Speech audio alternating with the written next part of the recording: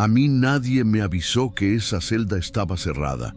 Yo tenía autorización, no entraba así nomás. Estaba en la lista, me daban el pase, me escoltaban.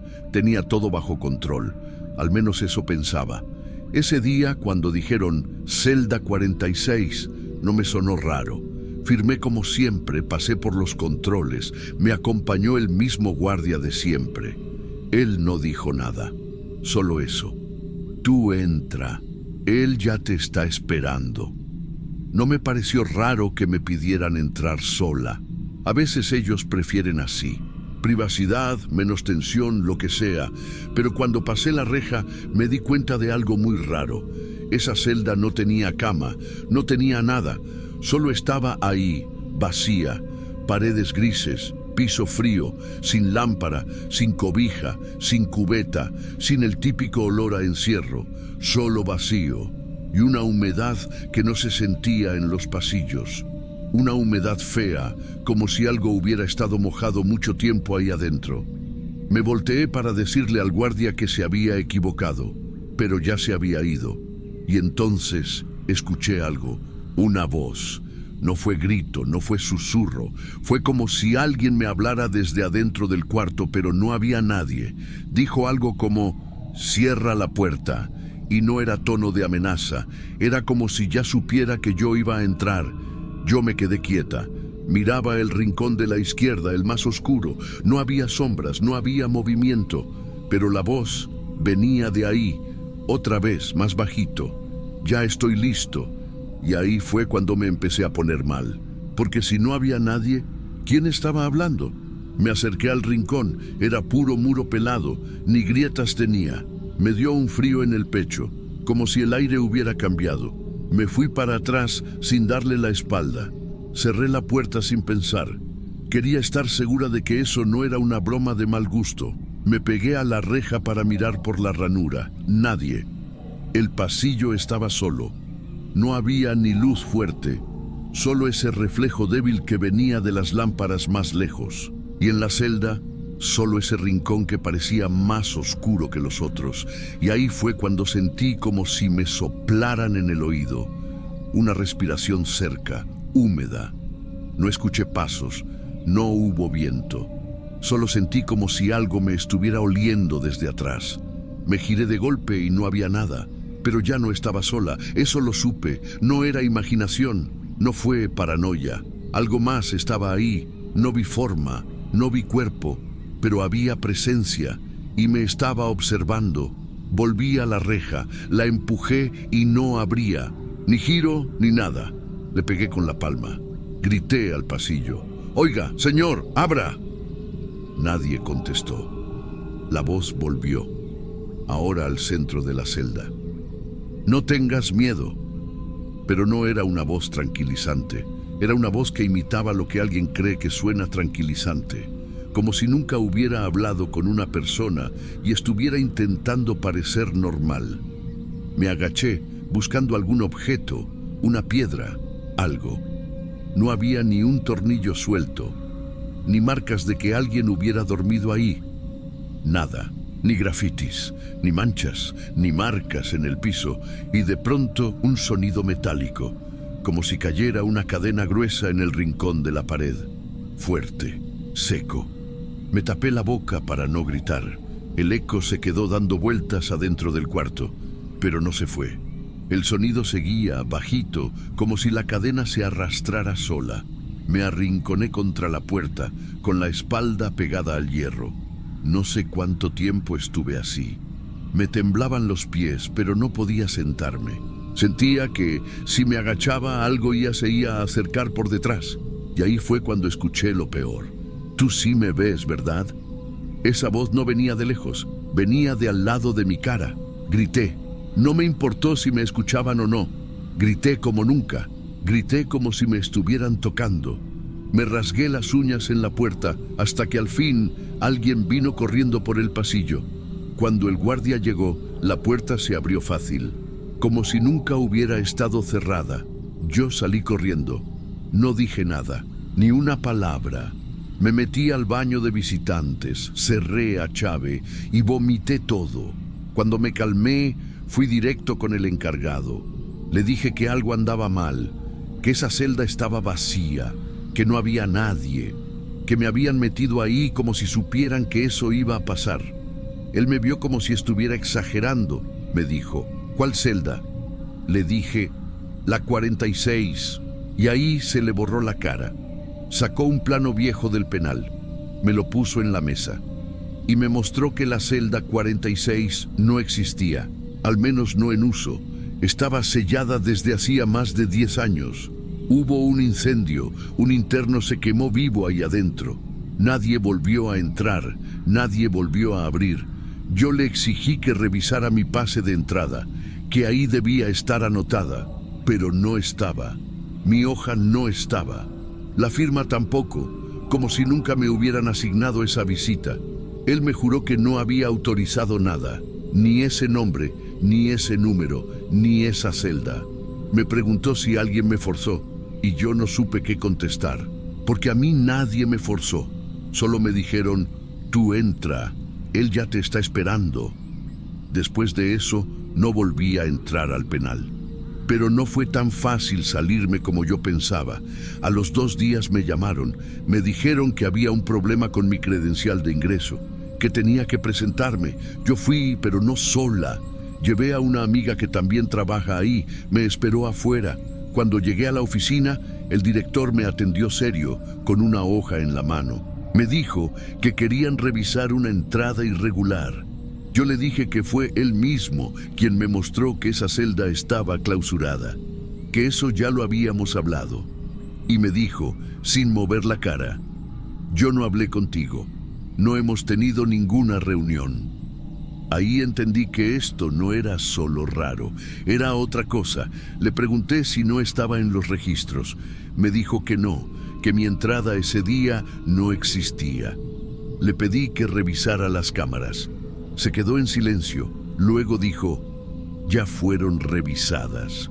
Y no me dijo más. Me dio otra hoja, una nueva, con mi nombre, fecha de ingreso y número de celda, 44. Pero eso era mentira. Yo no fui a esa. Yo sé perfectamente cuál me asignaron.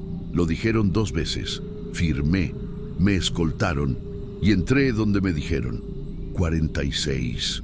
Le dije que no iba a firmar eso, que era falso, y él solo me vio, así, sin expresión. Me dijo, entonces no podemos seguir contando contigo, y me bloqueó. Ya no pude entrar más. Quitaron mi pase del sistema, perdí el ingreso, perdí las citas que tenía para ese mes, y todas las demás, pero no me fui por eso. Me fui porque 2 semanas después, la misma amiga que me acompañó ese día, fue asignada a una celda vacía. Ella también tenía experiencia, sabía moverse, nunca se metía en problemas, pero esa vez, cuando entró, la dejaron encerrada por casi media hora, y cuando salió, estaba distinta, como si hubiera visto algo que no podía decir, ni a mí me lo contó. Solo me dijo una frase que se me quedó clavada desde entonces, no te acerques a las celdas que no tienen número en la puerta.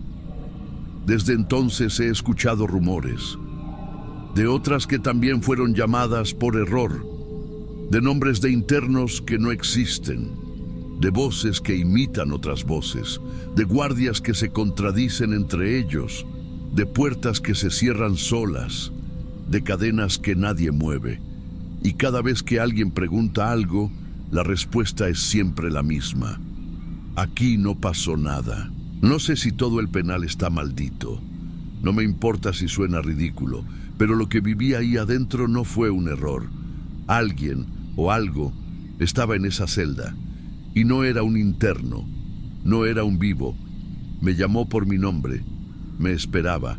Y si yo me hubiera quedado 1 minuto más, no sé si estaría contando esto. Desde entonces duermo con la luz encendida y todavía sueño con esa voz diciéndome desde el rincón, tú sí me ves, ¿verdad?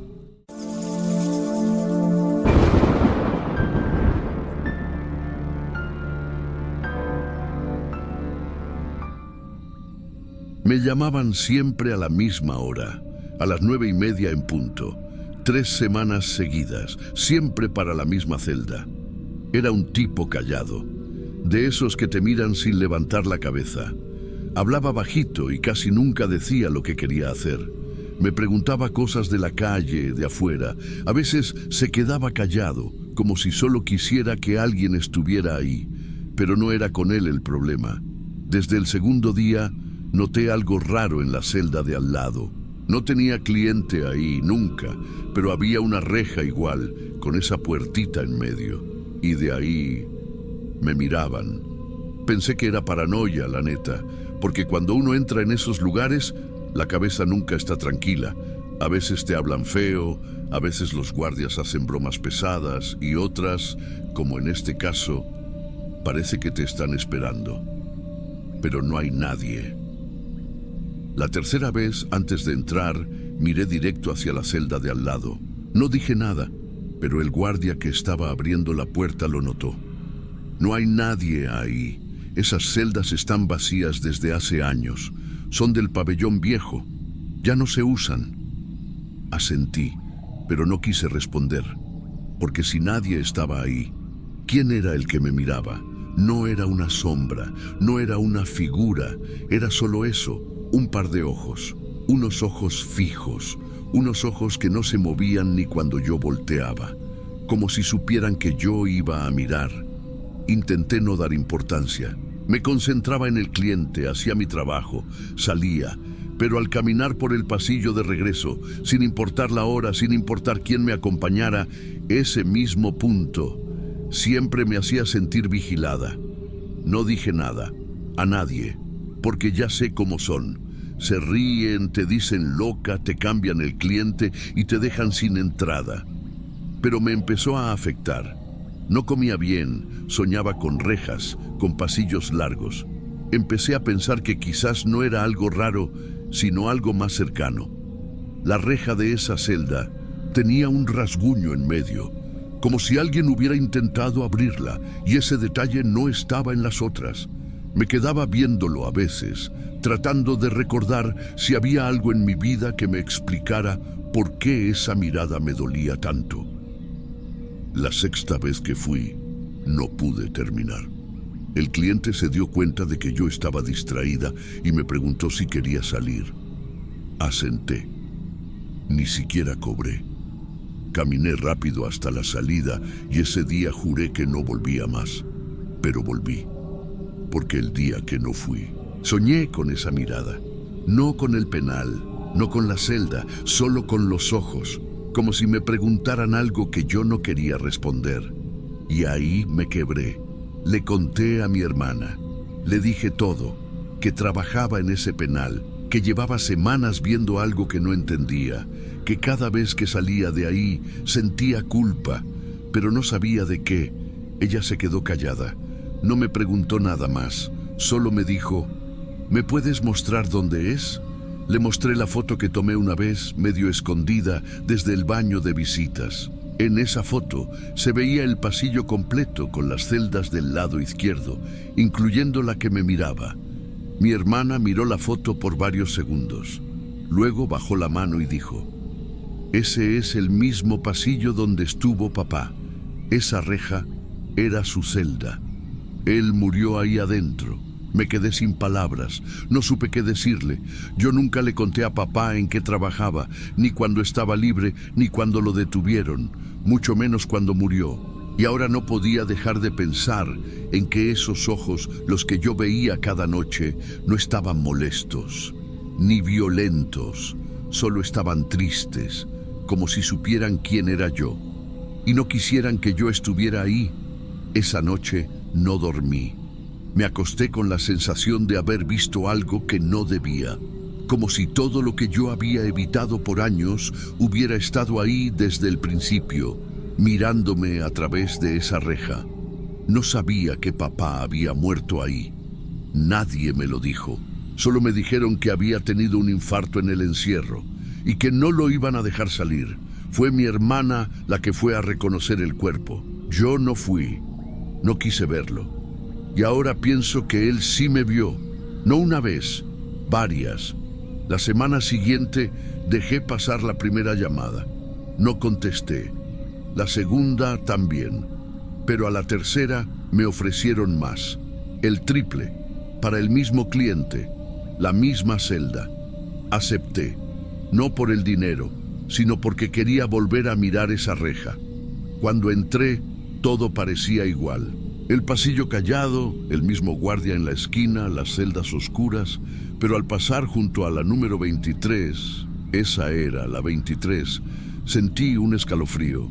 No vi ojos esta vez, pero sentí el peso, como si alguien esperara que yo dijera algo, que reconociera algo. Entré a la celda asignada. El cliente hablaba de cosas sin importancia. Me preguntó si yo estaba bien. Le dije que no, pero que no era su problema. Él se quedó callado. Luego dijo algo que me dejó sin aire. Hay alguien que no quiere que sigas viniendo. Le pregunté por qué decía eso, y me respondió, porque cada vez que vienes hay algo en el ambiente. Se siente mal, como si alguien te estuviera esperando afuera, y no con buenas intenciones. No supe qué responder. Me levanté, toqué la puerta. El guardia tardó más de lo normal. Yo ya no podía respirar bien. No sabía si era ansiedad, miedo o vergüenza. Al salir, no miré hacia la celda de al lado.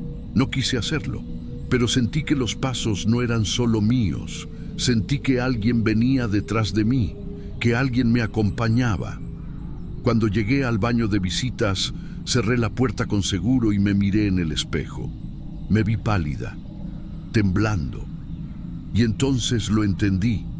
No era odio lo que había en esa mirada, era tristeza. Una tristeza que reconocía, porque era la misma que yo sentí cuando supe que él se había ido, sin que yo pudiera decirle quién era de verdad, sin que pudiera explicarle que no era su culpa, que yo había terminado ahí por mis decisiones, no por lo que él hizo o dejó de hacer. Era como si, desde esa celda vacía, él me hubiera perdonado sin decir una sola palabra, solo con los ojos. No volví a entrar más a ese pabellón, ni por dinero ni por urgencia. De hecho, dejé de trabajar en penales después de eso, no porque me sintiera juzgada, sino porque entendí que hay cosas que no se tapan con silencio. Yo creía que él nunca lo había sabido. Y ahora sé que lo supo siempre, pero nunca me lo echó en cara, solo se quedó ahí, viéndome, esperando que yo lo supiera también.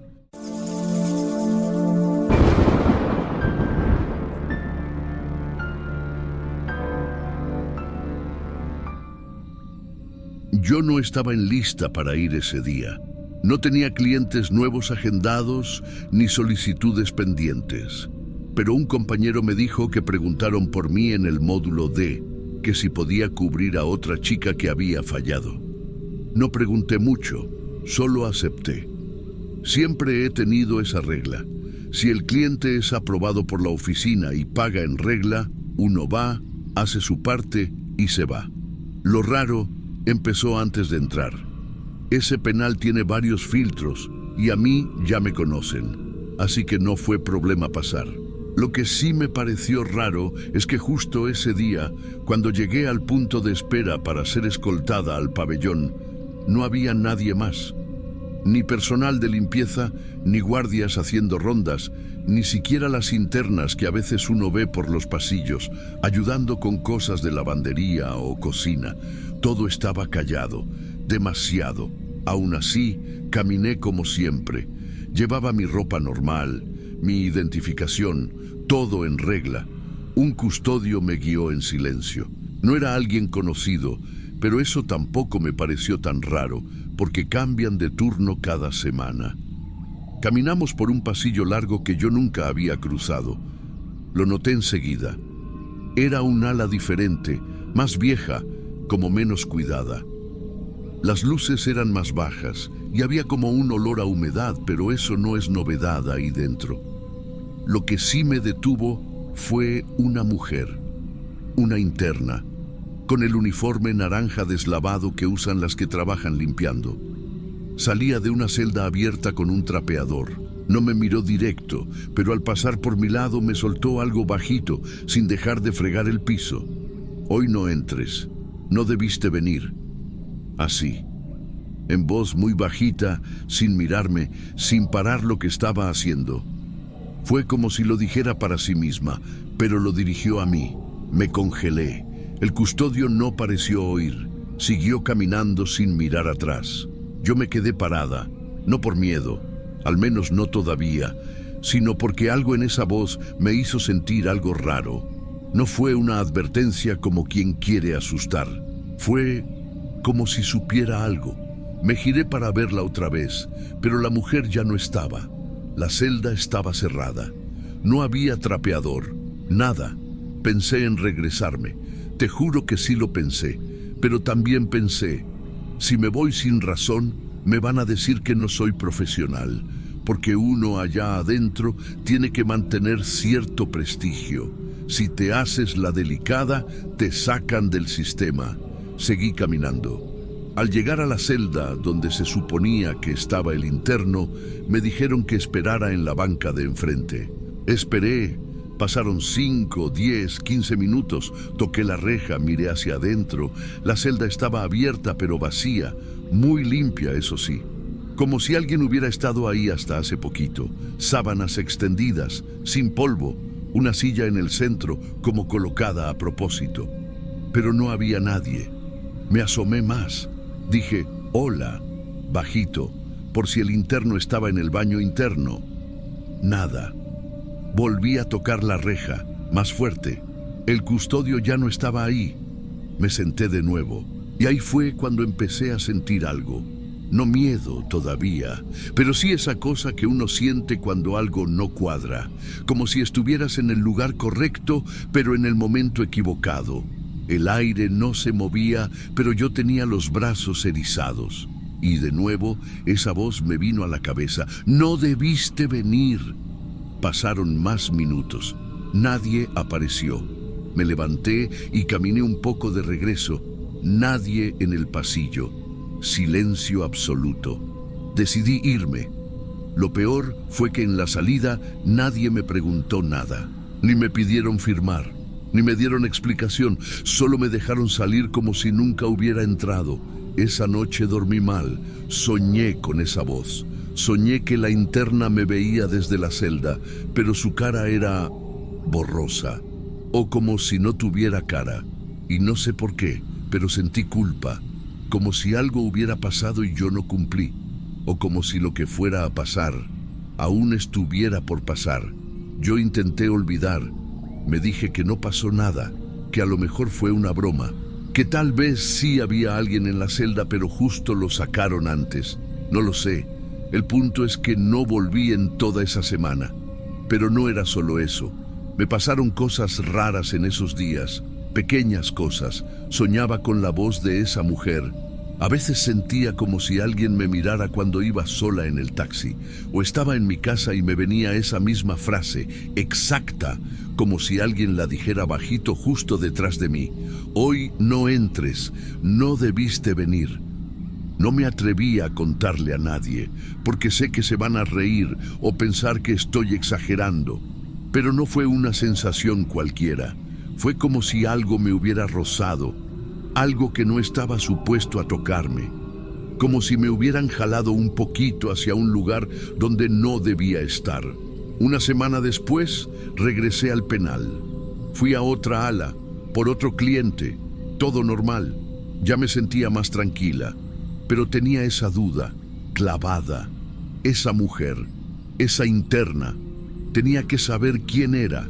Me acerqué a uno de los administrativos, con confianza. Le pregunté bajito si podía decirme quiénes trabajaban en limpieza en la zona del módulo D, especialmente ese día. Y me miró raro. Me dijo, ¿qué día? Le dije, el jueves pasado.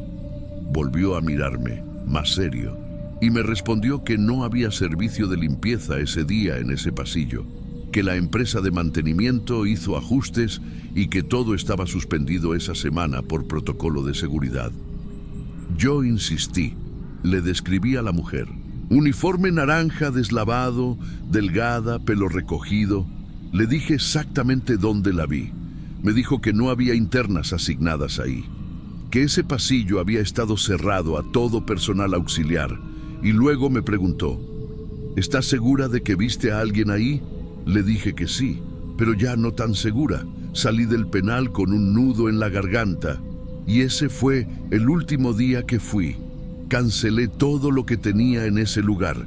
Ni siquiera cobré los clientes pendientes. No volví. A veces me acuerdo y no sé qué pensar. No sé si me salvaron de algo o si simplemente no pasó nada. Pero no se me olvida la forma en que lo dijo. No fue una amenaza, fue una advertencia.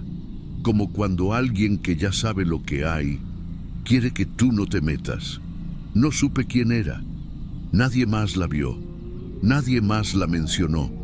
Ni siquiera aparece en las listas. Pero esa voz no se va. Está ahí, en mi cabeza, en mis noches, en los sueños donde camino por ese pasillo vacío. Yo creo, no sé si estoy loca, pero yo creo que alguien me quiso cuidar y me da miedo pensar por qué.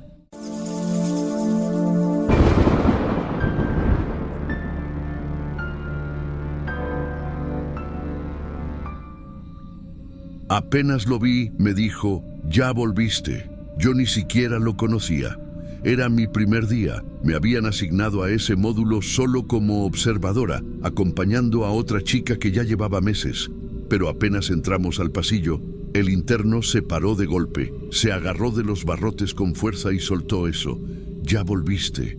Lo dijo como alguien que te reclama algo, como si yo lo hubiera abandonado, como si me debiera una explicación o como si estuviera contento y enojado al mismo tiempo. Me congelé. La otra chica me empujó del brazo y me hizo seguir, fingiendo que no pasó nada, pero ya era tarde. Él se giró mientras pasábamos, me siguió con los ojos y gritó mi nombre real, no el que estaba en la tarjeta, no el que él debería saber. Ahí empezó todo. Ese día no dormí. Me fui del reclusorio sintiéndome sucia, como si alguien me hubiera estado espiando, como si me conocieran demasiado. Pero traté de no exagerar. Me dije que tal vez alguien le pasó mi nombre, que lo escuchó por casualidad, no era tan difícil. O eso quería pensar. Volví al día siguiente, no me tocaba pasar por su celda, pero lo vi de lejos. Estaba parado, quieto, con la cabeza medio inclinada, como esperando que yo lo mirara. Y lo peor es que lo hice. Levanté los ojos un segundo, y él sonrió. Cuando terminó la ronda, me llamaron de vigilancia. Me pasaron un papel. Era una solicitud de él. Quería hablar conmigo, y había escrito algo en el reverso, una frase, así: la blusa negra con flores. La usaste cuando fuiste al cine con tu amiga, la que tiene una hija chiquita. Me acordé porque te pusiste perfume de jazmín. Lo odias, pero lo usaste igual. Nadie sabía eso. Nadie. Lo del perfume, sí, fue cierto. Me lo prestaron ese día. Me molestó todo el camino, pero no dije nada para no parecer desagradecida. ¿Cómo podía saberlo? Me puse a temblar ahí mismo. Me senté en el pasillo y tuve que respirar profundo. Me sentía en peligro, pero no sabía de quién. Él estaba encerrado. No tenía celular, no tenía visitas privadas, no salía a audiencias. Estaba en reclusión preventiva, sin condena, esperando juicio desde hacía años. Se supone que no podía tener acceso a nada, y aún así sabía cosas de mí que ni mi mamá sabía. Ese día no pude seguir. Me dieron permiso para irme antes.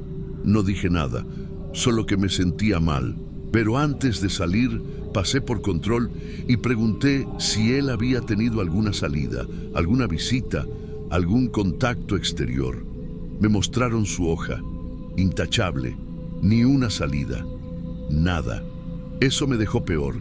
Pensé que alguien se lo estaba contando. Alguien que me conoce. Alguien que me ve, que está cerca. Y ahí empecé a repasar nombres. Pensé en mis ex, pero todos están lejos o bloqueados. Pensé en mis compañeras, pero ninguna tiene contacto con internos. Pensé en mi familia, pero no me pareció. Hasta que me acordé de una sola persona, un tipo con el que salí 2 veces, hace ya varios meses. Nos seguimos hablando un poco por mensajes, pero yo dejé de responder. Él sabía dónde vivía, sabía cómo me vestía. Me había pasado a buscar una vez y se bajó del carro cuando salí. Se quedó esperando en la banqueta y yo vi cómo miraba todo, cada detalle. Nunca me gustó esa forma que tenía de quedarse callado, como si estuviera memorizando todo lo que yo decía. No me constaba nada, pero lo sentí. Sentí que podía ser él. Y entonces decidí hacer algo. Me conseguí acceso al listado de llamadas por radio. Esas radios de onda corta que se usan entre custodios y algunos internos que tienen buena conducta. Revisé la lista de aparatos asignados en ese módulo y ahí lo vi. Un radio viejo, sin cámara, sin registro de uso digital, asignado como equipo de emergencia. Pero un custodio me confirmó que ese interno, él mismo, lo usaba a veces. Nadie sabía muy bien para qué. Según él, se lo prestaban cuando ayudaba con la lavandería, pero nadie lo vigilaba del todo. Me dijeron que a veces hablaba solo por ese radio, que lo encendía sin decir palabra y se quedaba escuchando. Lo trataban como si fuera raro, como si le hablara una voz imaginaria. Pero yo ya no tenía dudas. Alguien afuera estaba hablando con él. Alguien le estaba contando todo sobre mí. No eran inventos, no eran suposiciones. Lo que decía era demasiado exacto. El último mensaje que me mandó fue el que me hizo tomar una decisión. Dijo: el día que salgas de esa casa, no vuelvas sola. El carro gris no es tuyo. Lo estacionaron hace rato y no se ha movido. Yo no le había dicho a nadie que me estaba quedando sola unos días. Ni siquiera publiqué nada. Y sí, había un carro gris, sin placas, estacionado frente a casa desde la mañana. No lo había notado hasta que leí eso. Esa noche no dormí ahí. Volví al trabajo 2 días después, pero ya no era la misma. No caminaba igual, no dormía igual. Cada vez que alguien me hablaba, pensaba que también sabía algo que no debía. En el reclusorio nadie me decía nada directamente, pero empecé a notar cómo me miraban, como si ya se supiera algo de mí, como si todos estuvieran esperando que yo confirmara algo que nunca ocurrió. Y él me miraba como si fuéramos pareja, como si tuviéramos una historia que solo él recordaba. Me hablaba con una calma que me ponía la piel de gallina. Me decía: acuérdate, como si yo fuera la que estaba mal, como si yo lo hubiera borrado de mi mente. Un día le pregunté a un custodio si podía revisar el radio, el que usaba ese interno. Me dijo que no era posible, que no estaba permitido, que ese aparato no guardaba nada. Pero yo insistí. Me dijo que lo único que podía hacer era apagarlo por unos días y ver qué pasaba. Así lo hicieron. A la siguiente semana, el interno dejó de hablar de mí. No me saludó, no me escribió nada. Solo se quedó en su litera, sin moverse, con los ojos fijos en la pared. Eso me tranquilizó por unas horas, porque esa misma noche me llegó un mensaje por una cuenta nueva, sin foto. Decía: no dejes que apaguen nuestra conexión. No entienden lo que estamos construyendo. Y enseguida otro: a mí no me interesa salir. Ya estoy contigo. Bloqueé. Eliminé todo. Pero entendí que no se trataba solo de él. Había alguien más. Alguien que le estaba dando información. Que sabía dónde vivía, qué usaba, cuándo salía. Alguien muy cerca. Más cerca de lo que yo quería admitir. Me puse a revisar los contactos uno por uno. Pensé en vecinos, en compañeros, en conocidos que sabían que yo había entrado a trabajar en el penal. Nadie encajaba, nadie excepto uno, el tipo con el que salí hace meses, el que me hablaba poco, pero preguntaba demasiado, el que se interesaba por detalles que otros ni notaban. Me acordé que una vez, cuando vino a casa, se quedó solo en la sala mientras yo preparaba café. Solo unos minutos.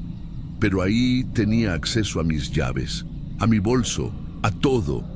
No tenía pruebas. Pero en ese momento ya no estaba buscando pruebas. Estaba buscando protegerme. Hablé con una supervisora. Le conté parte de lo que pasaba. No todo. porque no quería parecer paranoica, pero suficiente para que supieran que me sentía vulnerable. Me ofrecieron cambiar de módulo, incluso suspender temporalmente mis visitas al reclusorio. Acepté sin pensarlo. Ese mismo día, sin yo pedirlo, me entregaron una bolsa con mis cosas. Dentro venía un perfume. Era el mismo perfume de jazmín que yo nunca uso. Y una nota. Es para cuando volvamos a salir. Lo mereces. Te ves hermosa cuando lo llevas. No había nombre. No había firma. Pero el frasco tenía mi huella. Me empecé a quedar con una amiga. Cambié mis rutas. Dejé de contestar mensajes. Borré mis redes. Le dije a mi mamá que no aceptara visitas si yo no estaba. Pasaron semanas. El interno fue reubicado. Ya no tenía acceso a radios. Dijeron que lo sorprendieron intentando manipular el equipo. No especificaron cómo. Solo lo aislaron. Sin derecho a comunicación. Supuestamente. Una noche, mientras intentaba dormir en casa de mi amiga, me llegó un audio. Solo ruido al principio, como si fuera grabado de lejos. Pero después se escucha una voz, la de él. Ya no hace falta que vengas, ya estoy adentro. Era su voz, pero no lo decía con odio, lo decía con una calma de mente, como si de verdad pensara que formaba parte de mi vida, como si estuviera en mi casa, en mi mente, en mis recuerdos. No respondí, no hablé más de eso, cambié de número, me mudé. Lo que nunca entendí fue cómo alguien puede meterse tanto en la vida de otra persona sin haberla tocado nunca. Cómo pueden construir una historia desde la distancia. Y lo peor, cómo alguien más puede ayudarle a hacerlo. Hasta el día de hoy, no supe quién fue. Solo sé que alguien muy cercano me traicionó y que todavía me da miedo mirar por la ventana cuando oscurece. Por si el carro gris vuelve a estar ahí.